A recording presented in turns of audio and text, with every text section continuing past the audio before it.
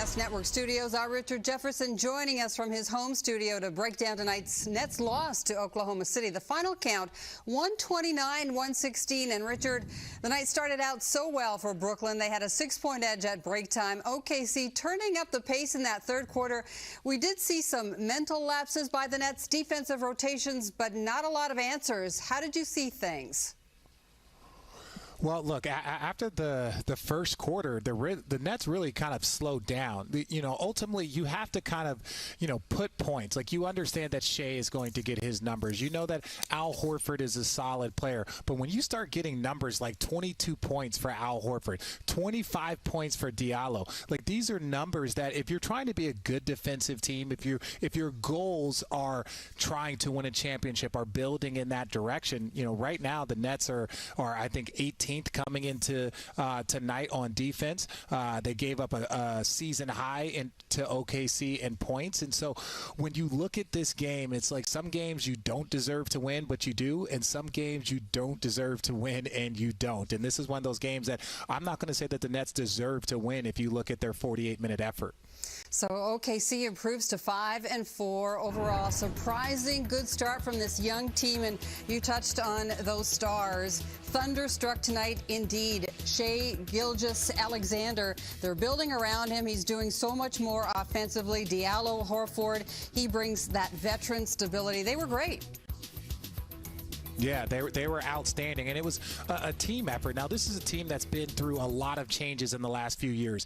You look at, losing Kevin Durant, getting Paul George, losing Paul George, getting Chris Paul, losing Chris Paul. But they still come to play. They still have a level of effort that a lot of these players, show up every day. Al Horford has been a professional since pretty much the moment he stepped into this league. So you know that they're going to bring the effort every night. Tonight, they were shooting the ball well. And, for me, when you look at the Brooklyn Nets, I think the one thing that obviously not having Kyrie and losing Spencer, yes, there's some talent, areas that you don't have that you will get back, especially when we're talking about Kyrie. But this is the type of game tonight that if your effort is there, if you're locked in defensively, that you can gut out a type of one pushed off of his spot very, very often. And tonight he had everything firing. The one area that I think just overall this was a team loss from the defensive end. Sometimes you can look at, they didn't rebound the ball well, or they didn't shoot the three well. That's probably what led to them.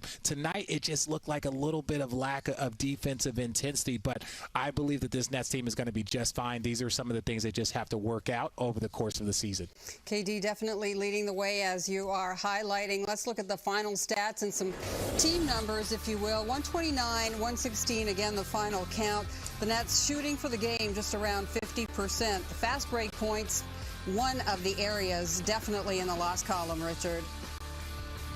Yeah, no, the fast break points, and that's one of the things when you see turnovers, 17 turnovers, obviously it gives them, 21 fast break points, but it's more of like against a team like OKC, they're still trying to navigate all of the new additions, a coaching change, all this stuff. You can't turn the ball over, right? Those are things that you understand, that you got to rebound the ball well, and you can't turn the ball over because you take away opportunities for them to score. Especially what you want to do is make them play in the half court, but you also let this OKC team shoot 54% from the field. Like, this is a team that needs to hover around. You're playing the type of defense that the Nets are capable of playing. So, this is just one of those nights, one of those games. They got off to such a hot start with another 40-point first quarter, but really after that, they just never had a rhythm, never had a flow, especially on the defensive end. And OKC just kept up that intensity.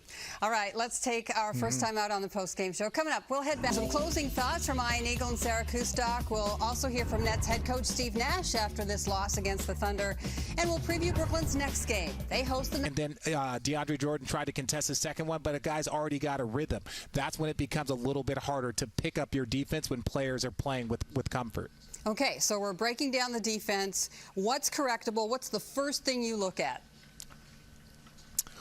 Well, again, when you have a brand new coach and you have some new players, Kevin Durant back on the floor, you have, obviously you're missing Kyrie. It's just getting a rhythm, understanding like, hey, this is, my teammate needs help here. This is what we're trying to do. Understanding the schemes and what you're doing. We're still in, the first portion of this season, and normally you have weeks of a training camp. You have, a couple of weeks of preseason to work on certain areas. Where right now, Steve Nash is having to tinker with lineups, figure out, who plays well. And there's also something about, as much as they talk about offensive efficiency with a certain group, and this group really scores well, there's also certain things called, with defensive efficiency where, hey, if a team's on a run, let's put our defensive lineup in there. Let's put this group in there that can switch everything. So I think right now everything is fixable, especially for a team with the level of talent that the Nets have. It's just a matter of getting more reps and more experience in the new defensive system with the new defensive schemes and with the new players. And keeping it up throughout, right, Richard? Let's take a look at the game summary. Exactly, right? 37-18, like we said, they were outscored in that third quarter. They scored 41 first quarter points, just 40 in the second and third combined. But again, Kevin Durant, outstanding, but in a losing effort. For more now, let's head back to Barclays Center. Post-game thoughts of our play-by-play team tonight. Ian Eagle, Sarah Kustok. Thank you, Nancy. This game went sideways in the third quarter. Oklahoma City started making shots. Nets couldn't find any stops, and then the Nets offense seemed to drag a bit, and things got disjointed. They never recovered.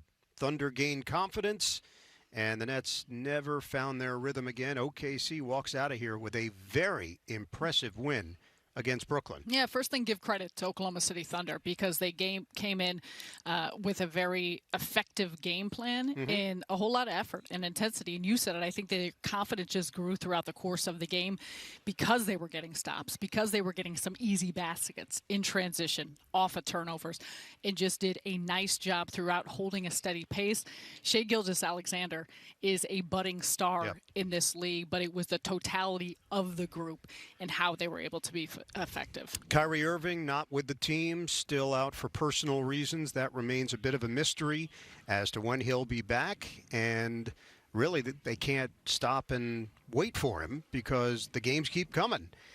The Nets will take on the Denver Nuggets coming up. Nuggets, as we know, a very tough team, talented team, expected to do big things in the Western Conference. OKC, one of those unsung teams we didn't know much about going into this regular season. They've made a pretty clear statement that they've got young talent and they play really hard. And as we know with the Nets, every team that plays them, this is a game they circle on their schedule. When Kevin Durant's on the other side of the floor, you know there are going to be eyeballs paying attention. And Kevin Durant makes his return. He puts up 36 points and does a job in each areas of the floor. But I think it comes back to the same little things that Steve Nash and this group has struggled with. So much of it has been taking care of the basketball and how that not only affects your offense, but it puts pressure on your defense. And teams are aware of that, and they're taking advantage. So we're seeing different looks, coverages, the type of ball pressure and getting in passing lanes that forces that. And if you think Oklahoma City is able to put up numbers and score, just get ready for the Denver Nuggets because they have so many different weapons on the floor. But for the Nets, once again, it's early. It's an opportunity for them to look at how they're going to shore up some of the gaps. And I think, too, just the continued experimentation with the rotations, what the lineups look like, who plays well with each individual players. I think that's something that Nash and his coaching staff are continuing to assess. And the rotation did change. Bruce Brown was not a big part of it against Oklahoma City. The experimenting part of it is still very real as they wait for Kyrie Irving, Kevin Durant getting his footing back, but the Nets couldn't get it done tonight. Second half. 07-08. And Kevin Durant doing his part. Yes, we know this guy. And Kevin Durant doing his part. But head coach Steve Nash, he did tell us pregame he was one happy coach to have KD back. Again, he did his part, but not nearly enough. Turnovers, lack of focus, just some of the things Coach talked about. Let's get the thoughts straight from him. Hey, Coach, really from the second quarter, but especially the third quarter on, what were you noticing as far as the issues on the defensive side? I thought the second quarter was turnovers, unforced turnovers, kicking the ball over the gym, up 15, lack of focus, gets them right back in the game. Third quarter, 66 points in the paint tonight, 72 points in the second half. It's just pride. No matter what defense you're in, you got to sit down and guard someone, and we didn't guard tonight. That was my follow-up, expounding on that. How much of what we're seeing out there defensively just comes down to personal pride with the matchup. That's got to be it. You can get beat, you can have a hard time guarding someone, but I didn't sense the pride. I didn't sense the competitive fire in the second half. No, I thought it was a lack of respect, and we just got to learn from this and get better. Greg Logan, Newsday. Steve, with no Kyrie and the fact that Brown and Chioza spent most of the game on the bench, it seemed like you really didn't have a backup point guard for Karras. How much did that hurt, to kind of have Shamet, who's not really a point guard skill type of guy, running the second unit? Well, we definitely are hurt by the loss of Spencer and Kyrie, but Landry was a point guard his whole life until he got to the NBA, so he can handle the ball. I don't think we did a good enough job trying to play for one another offensively. Too many quick shots, not enough attacking. We got to get back to work tomorrow and try to figure out how we can generate opportunities for one another instead of too many no-pass possessions. Brian Lewis, New York Post. Steve, following up on what you were talking about, the pride aspect. You guys are 1-5, I think, against teams with losing records. And you're 4-0 against teams, with winning records. Is that showing a trend of your guys perhaps taking people a little bit too lightly at times? It might be. I hope it's not. And if it is, I hope we learn from it. This is going to be a very unique season, and everyone's getting beat by everybody, and it's really important that we respect our opponents. We got up 15, and we played like we felt the game was over, and that's just got to change. We got to learn from it. We got to toughen up and show a little more pride. Malika Andrews, ESPN. So Steve, I saw a statistic where I believe this is the 6th different starting lineup that you put out this season. I know you've said this is something that folks should expect, but what was the decision process behind that? And then secondly, well, we'll start with that. Yeah, tonight I felt like I wanted to give our best players in the lineup early so that they could play the most minutes. It's hard for a guy to get his minutes when he comes off the bench in both halves. So, Joe's been playing great. Karras has been playing great. And for them to get up to high minutes, they have to start in both halves, or else it's really hard to do. So that was the thinking there. And, we talked about Bruce Brown as kind of being one of your defensive anchors, and you didn't see a whole lot of playing time tonight. What was the thought behind that? Well, you 6 of one, half dozen of another. Other guys have shown, TLC and Joe have defended excellently this year. So tonight wasn't as good. We also need shooting. So you don't play shooters on a night where you're having trouble scoring. That's a problem, and those guys have defended well thus far. So, some nights it's just we don't have a good game, and tonight was just a bad game, no matter who was playing and who wasn't playing. Thanks, Coach. Appreciate your time. Thank you, everybody. Okay, Richard, let's dive in on a couple of them. 66 points in the paint. That is a season high allowed. He didn't see the pride. He didn't see the focus. Not enough attacking. Richard, your thoughts? Well, look, everyone is very familiar with Steve Nash. Sometimes, like when you have coaches, you're trying to understand, okay, this is what this coach came from. This Steve Nash is a competitor. So when his eyes tell him that his guys aren't competing enough, that they don't have enough grit, that they don't have enough fire and passion, I think that message should hit a little bit more. I think because he understands what it's like any given night, who you lose to, how you have to compete. One of the things that he talked about is like, in the second half, the way they played, it just wasn't good enough. And it doesn't matter who they have on the floor. But I will say this. Every NBA season, there's probably 5 or 6 games that no matter what you do, you're going to lose that game. It's just guys weren't shooting the ball well, free throws, turnovers, guys are banged up. And you have 5 or 6 games that it didn't matter who you were playing, the way you shot the ball, you didn't turn over, the way you rebounded, the calls went your way. So this was one of those games, hopefully for the Nets, that it just wasn't their night. They zigged when they should have zagged. They dodged when they should have ditched. There's a lot of different things that when you watch this game, they just never had that real true rhythm, especially after that first quarter, because after that first quarter, I don't know if they let their guard down, but ultimately it was just you didn't see the fire. And sometimes you need to get into a little tussle with the other team. Sometimes you might have to get into a little bit of a fire, argument with one of your teammates or coaches, whatever you got to do to muster up that energy to do this night in and night out. And tonight just was not one of those nights for the Nets. And like Coach said, it's almost like they thought the game was over after that first quarter, and it's not enough to think that you can turn on the switch whenever you like, right? Yeah, it's not. You can't do that because, say whatever you want. Like Shea Alexander, this man is a borderline all-star in this league. We know he is a star. They have tons of guys. Al Horford played like an all-star tonight. He's been an all-star 5 or 6 times in his career. So when you let these guys get comfortable, when you allow them to get the confidence, they're going to go out there and compete. That's one thing that I've always told people. It doesn't matter if the best team loses to the worst team. Really what it is that you have, 12 guys on that OKC, 15 guys on that OKC roster that are, former All-Americans, that are draft picks. Like, these guys are competitors. So whenever you step onto that floor, yes, you might have more talent. Yes, you might have more experience. Tonight on that. We couldn't keep the ball in front of us. They was getting to the rim and then getting easy kick-out threes. So we got to figure that out. Defensively, I don't know how many points they scored. 129. That's unacceptable. We can't allow that many points and expect to win. I know there's, things from a schematic standpoint that you can change, but how much of it is just mentally, individually, just kind of locking in, on the defensive side of the ball and just bringing Nash every night?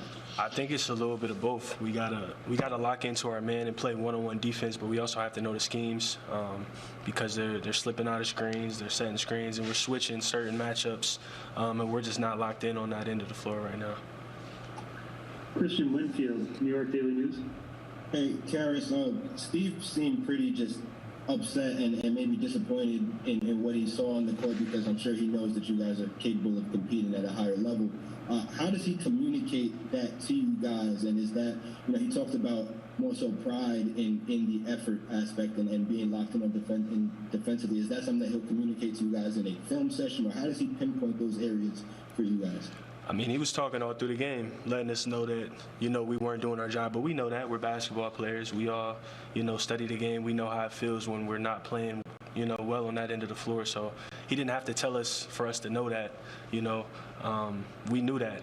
But you asked how he communicated that to us. I mean, he was telling us all game, told us at halftime. We just never made that adjustment as players. Alex Schiffer, The Athletic.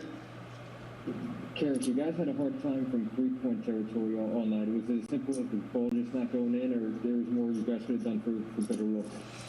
I think we could have got some cleaner looks, but a lot of the looks were open. We could have attacked the rim a little bit better to get easier, kickouts, but I feel like a lot of the shots were clean. They just didn't go down. Greg Logan, Newsday. Karis, one other thing that Steve mentioned to us was he felt that you guys got up 15 and then there was kind of a lack of respect for the opponent. Have you sensed that at all, in the losses to Memphis or tonight? Because, it's kind of a strange year.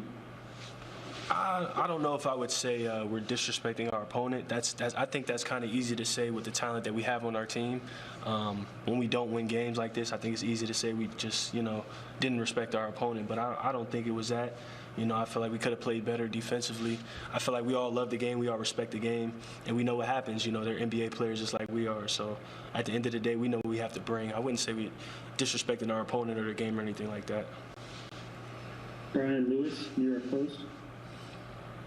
Harris, rebounding's been an issue for you guys, and this is about as big a lineup as you could put out there. I mean, do you think starting such a big lineup, Joe is a 2, Jeffrey, so did that have a role in not being able to keep guys in front of you, or did you think it was just a matter of individual effort? That may have contributed to it for sure. And we're still, we missed a lot of switches out there. We're still a relatively new team. We got to talk through those possessions defensively to get better at those things, because it's game 11, 12 now. It's getting up there.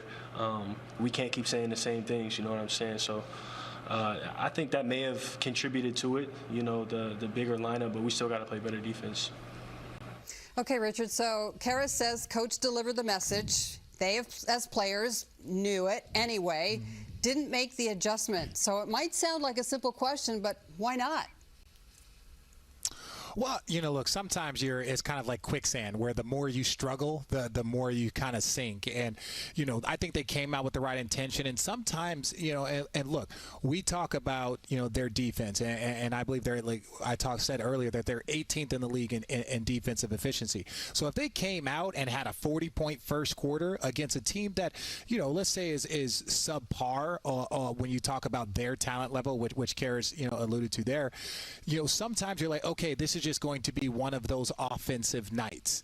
And then when they punch you back, all of a sudden it becomes a lot harder to rev up your defense if that wasn't your focus coming into the game. And that, Mike Tyson famously said, everybody has a plan until you get punched in the mouth. And that's what happened. They came out, they punched first, but then, slowly but surely, the OKC Thunder just kept punching, kept pushing, and then they were just never able to answer. The Nets never got that rhythm. I thought for about 2 minutes there to end the first half, they got that lead again. They started playing well, and you would look for that to continue in the second half. But the second half just progressively got worse. The last little bump that we saw was that 2-minute stretch to end the first half.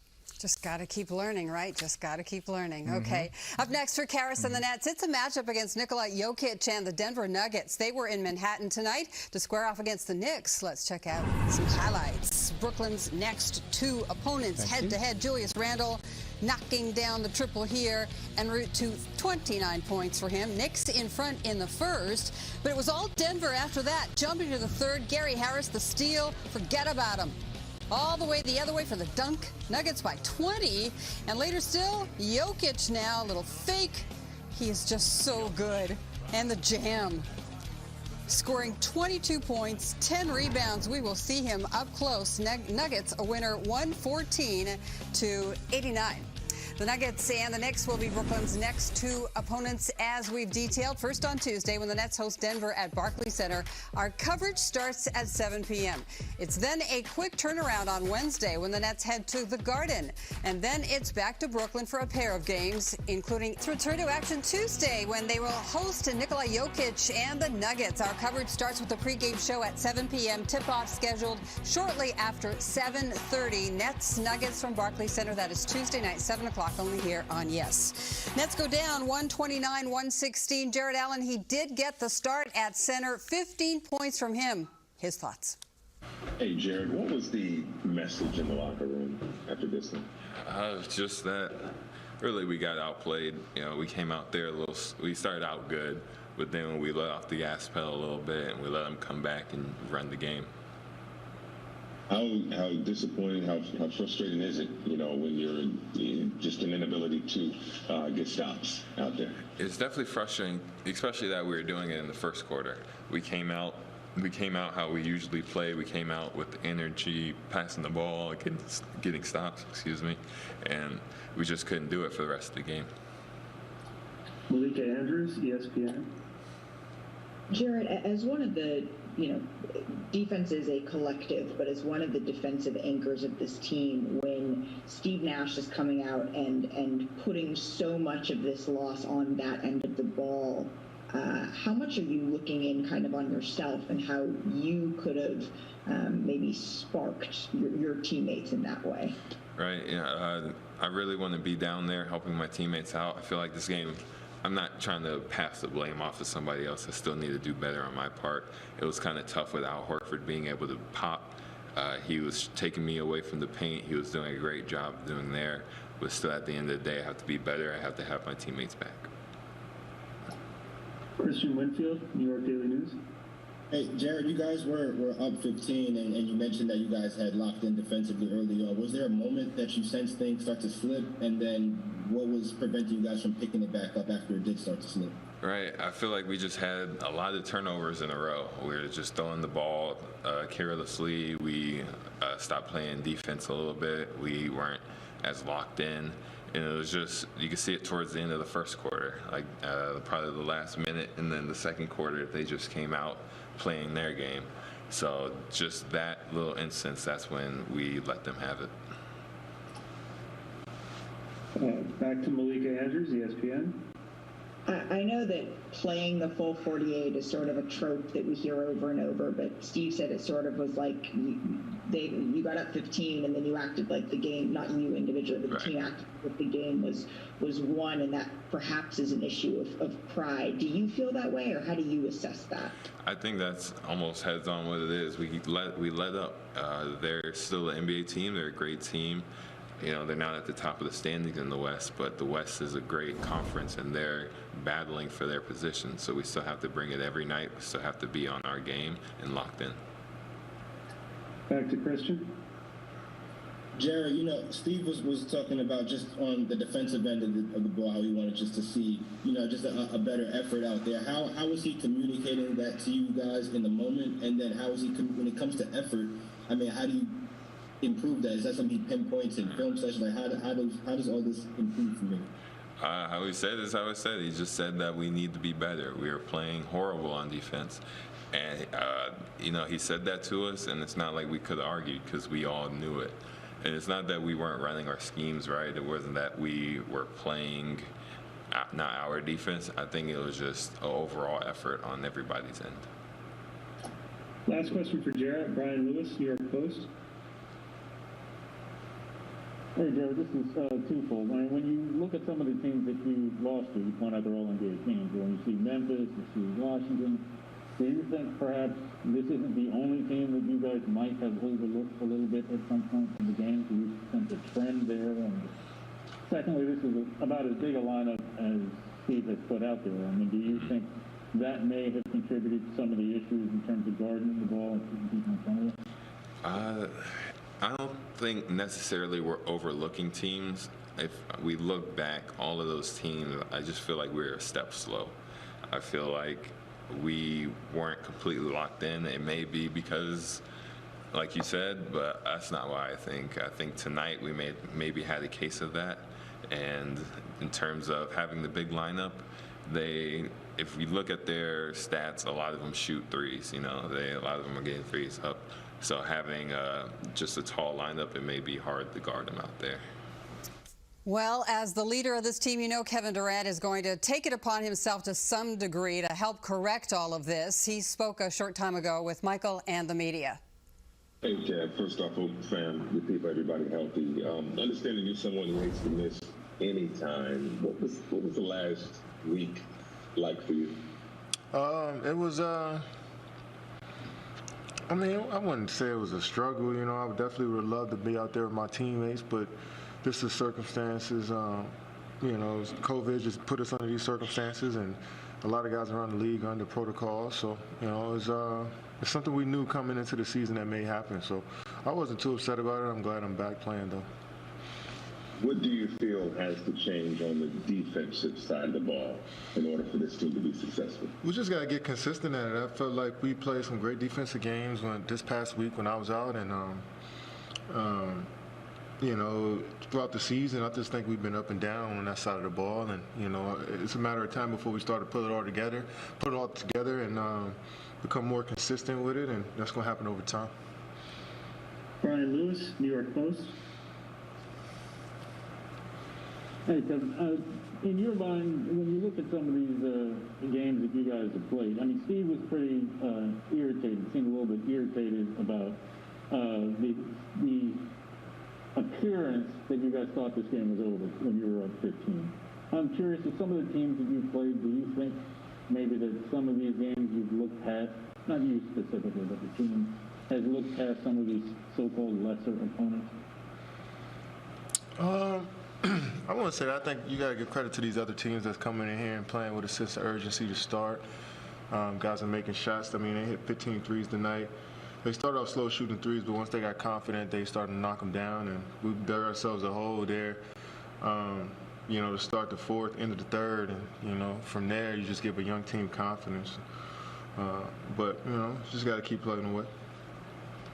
Greg Logan, Newsday. Kevin, you sound like you are really dealing with the circumstances of the quarantine and stuff like that, but then there's a lot of other stuff going on in the world with all the political unrest and stuff. Can you just describe the difficulty that people might be having handling all these issues on a personal basis, and how tough it makes it for a team like yours to come together? I can't speak for everybody. I mean, I don't know how guys are handling this situation. But guys feel, excited to come into work and excited to play. So I really don't know for a fact how guys are feeling right now. But as far as the games are concerned, I think everybody is excited to play, and we understand we're under some weird circumstances with COVID, but guys are just, coming to work and being professionals. Christian Winfield, New York Daily News. Hey, Kevin, you guys did have an early 15-point lead. I'm wondering if you can kind of pinpoint maybe one or two plays where things started to go left, and then why weren't you able to swing it back into you guys' favor? I think Hami Diallo came in and gave him a huge spark off the bench, scoring the ball, getting downhill, getting steals for him, and, just changed the momentum for their team off the bench. And, Al Horford probably played his best game of the season too, and Shai Gilgeous, he's gonna give you what he gives you every night. 31 points is 7 and 6 is, great for him. So I just feel like they played with each other and played with a nice rhythm, and you gotta give them credit. Malika Andrews, ESPN. Hey, Kevin, welcome back. I'm wondering, when you were out, was there any, I know you've had it, but there's so much we don't know about COVID. Was there any sense of nervousness as you kept continuing to move towards continuing to test negative of, oh gosh, what if this one's positive? And then what activity, if any, basketball or cardio that you have access to, were you able to do while you were out? I didn't feel like I was going to get COVID again, antibodies, and I didn't come in contact, with too many people, and I felt confident I'll have negative tests, and I was able to get some workout at the house, and weights, treadmill, stuff like that, to keep me in shape. But it's nothing like game shape, and it's good to, I'll be able to get in practice tomorrow with the guys. Alex Schiffer, The Athletic. Hey, Kevin, you guys had a hard time shooting from three all night. Was that a product of the way they were guarding you guys, simply the ball not going in, or something else? Yeah, I think it's just a mixture of both. I mean, they got their hands up on a lot of shots, but we also missed some as well. But for the most part, we just got to keep shooting them with confidence and keep believing in ourselves when we let them fly. Tom Dowd, BrooklynNets.com. Hey, Kevin, we're about 2 weeks in here, and I think 3/4 of the league is with a game of 500 one way or the other. Do you think that's attributable at all to just some of the circumstances you're talking about, and that everybody's kind of looking for consistency, and it might be that way for a while? I don't know. I wouldn't blame it on anything, but I wouldn't pinpoint one thing. I mean, I think it's just us coming in and figuring out which lineups we want to play with and which guys that want to, which plays we're going to run on, on the offensive side of the ball. Just getting used to each other on both ends, knowing what we're thinking out there on the floor. It takes some time to, understand your teammates, and I think it'll come. Ian Begley, SNY. Kevin, welcome back. Obviously, I'm not going to ask you to speak for Kyrie Irving, but since you're so close with him, can you shed any light on how he's doing, he's out for personal reasons, but is he all right? I won't speak on Kyrie. I'll let him do that for himself. So I'm sure you guys will see him soon whenever he comes back, and we have him and pray for the best. Last question, Brian Lewis, New York Post. Hey, Kevin, you mentioned figuring out the lineups that work best. I mean, rebounding's been an issue, but this is by far the biggest lineup really that you guys could put out there on the court realistically. I mean, do you think that contributed at all to any of the defensive issues in terms of keeping the ball in front of you? No, I think we could have did a better job at playing one-on-one defense, obviously, but I think we rebounded the ball pretty well, and it's just a matter of them getting, like you said, getting one-on-one baskets, and sometimes the team is just better than you doing that, and I think if we focus in on watching film tomorrow, guarding guys one-on-one, seeing where we could be better, then we'll grow and be more consistent in that area. But tonight, we got to give credit to the Thunder for going hard at us. Thanks, Ken. So KD with his 36 points tonight, longest streaks with 20-plus points to start a season. He's creeping up on you there, Richard. Right? Yeah, he's creeping up. KD, slow down, KD. He's got enough records, man. I don't even own this record. It's just tied with Kyrie. But no, I understand exactly, what he's saying, and he understands that this is a process. Like, this is a man that has played in, what do I believe, 3 or 4 NBA finals, 2 finals MVPs.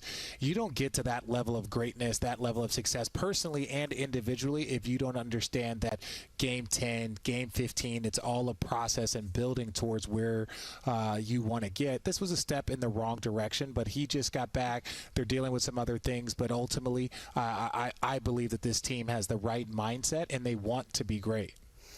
It is now time to reveal the answer to our Nets on Yes trivia question. And a reminder, during the pregame show, we did ask, Kevin Durant is one of 3 MVPs to play for the Nets in the NBA era. Who are the other 2? Guesses, Richard. What do you think? I've got no guesses. I'm going to tell you the truth. I got nothing. One is semi-recent history, the other a long way back. Buffalo Braves.